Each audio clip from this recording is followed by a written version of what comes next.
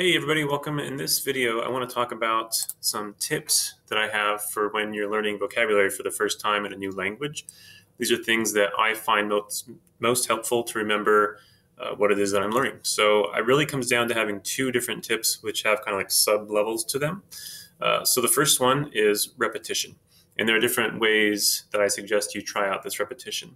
So the first one is a very obvious one that most of your teachers will probably suggest you do, and that is flashcards.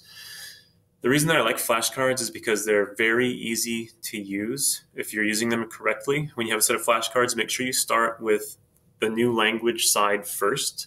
So if I'm learning Spanish and the word is el libro, which means book, I want to have the Spanish side el libro up first so that I can get used to recognizing that el libro, turn it over, means book. Once you know all of your words from Spanish to English or whatever language you're learning, flip them over and learn them from the other way. And this daily repetition, which I highly recommend, is very helpful in learning languages. Before I move on, I do recommend also that you try out some electronic version of flashcards. I really like Quizlet.com. It is a really good way to just have them with you everywhere you go on your phone or tablet, computer. You do have the option to print them off if you want to have paper copies of them, and you can create assessments with Quizlet and play games, and it's kind of a fun way to do the learning. So try it out if you haven't done that yet. Number two, some people like to write the words down. I find it tedious myself, but some of my students do like to just make lists of words because writing them down helps them to remember them. So try it out. If it works for you, great. If it doesn't, then don't do it. Number two, I do recommend you say them aloud. It can be, if you feel embarrassed to do it, try and do it when you're in a place that you feel comfortable. So when you're setting your flashcards and you have, I'll go back to the example of the book, you say el libro to yourself and then go to the next word, la biblioteca, and then you go to the next word. If you aren't sure how to pronounce the word, do make sure you learn that, because if you're pronouncing it incorrectly, there's a chance that you will learn it incorrectly. And again, going back to the Quizlet.com, that website does have the option to turn the language on so that when you go to your next flashcard, it will say the word to you, and it actually does a pretty good job.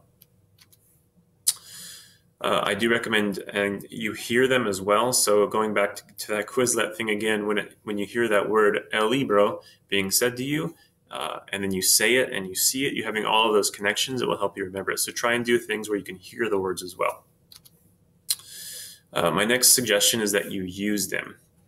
And then there are a variety of ways that you can do this. One way that really helped me to get further along in my vocabulary knowledge is to try and force myself to think in that other language. This is something you can do anywhere, anytime, and you won't have to feel embarrassed. So even if you're at work or you're at school or you're at home, whatever, you can just try and start thinking about what you're learning and maybe form simple, if you're very beginner, sentences in the language you're learning. So maybe I'm learning about school and things I like to do. And then you could just say to yourself, oh, me gusta comer en la cafeteria, and you just say things to yourself, and you get further along and you become more advanced in the language, and you can start doing more of like narrating what it is you're doing at this moment, talking about what you're going to do tomorrow, and you can start using more advanced verb structures, and that gets you to using the vocabulary more. And also you'll get to the point where you'll realize, oh, I forgot how to say whiteboard, and you'll have to go look it up, and then you'll remember it again. So those are all my repetition suggestions. My number two is to make connections, and there are different ways that we can make connections. One is with pictures. Going back to the electronic flashcards, lots of these different flashcards, including Quizlet, give you the opportunity to attach a picture to the word that you're studying. And having that visual image of somebody skateboarding, well, it might help you remember that andar en patineta is to skateboard. Maybe it won't, but it will have that visual stimuli, could possibly help. So having the pictures is a good way to do it. If it helps you to draw things out, you can. It can be very tedious, but if it works, do it. Number two, try and make real life connections. So like I have a picture of a house there. Let's say you come home and you're learning about vocabulary in the house. Just as you're walking around the house, you're like, oh, la cocina, there's the kitchen, la mesa, the table, and you just start making those real life connections. This word means that, and you're putting those things together. It ties in with the picture idea. You're putting like pictures and real life together just to make more connections. This one can also be super helpful. I'll give you a couple of examples.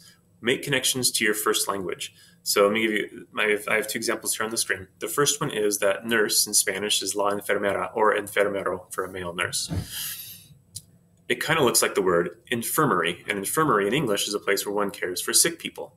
So enfermera, infirmary, those look similar.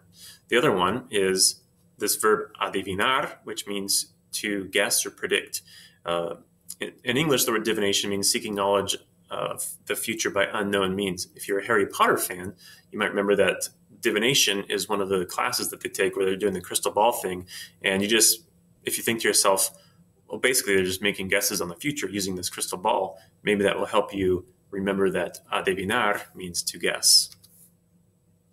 Also try and make connections to the language that you are learning. So, for example, el matasanos means bad doctor or quack, but it's a kind of a compound word too. It has the word mata in it, which is from the verb matar, which means to kill. And it also has the word sano in it, which means healthy. So it's like kills healthy. And if you think a bad doctor killing healthy people or something like that, it might make that connection. There's a lot of compound words in Spanish, which are really easy to remember if you can make the connections between the two words that you already know. Another example I have is el escritorio, which means desk. Maybe you already learned the word escribir, which means to write.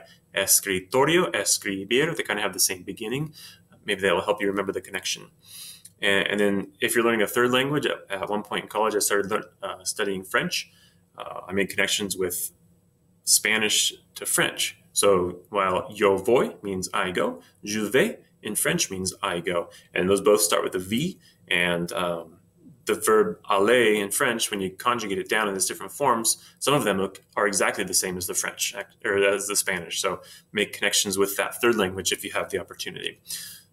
That concludes all of my recommendations, which really is making connections and repetition as how you should study your vocabulary. If you have questions, let me know, or if you have other suggestions for people out there, maybe put them in the comment section, and we can all share our ideas. Thanks for watching, and we'll see you guys in the next video. Hasta luego.